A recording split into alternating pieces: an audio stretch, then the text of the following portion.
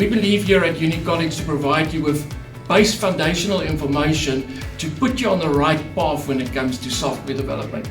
So that's why here at UniCollege, the certification year consists out of a variety of modules covering a wide base of languages and knowledges to provide you with the best experience you can have to choose in which direction you want to go.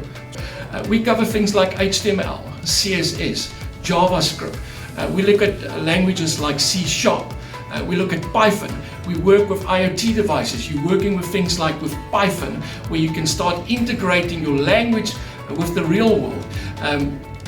You get a variety of NTA qualifications behind your name. Again, internationally recognized certifications to also help you step up and stand out above the rest. Now, if you're studying IT support, we use something like TestOut, and we found it over the years to be probably one of the best software simulation environments that you can find. And if a company like IBM can use it for all their staff to make sure that their staff use it and it gets used worldwide, it gives you that extra edge.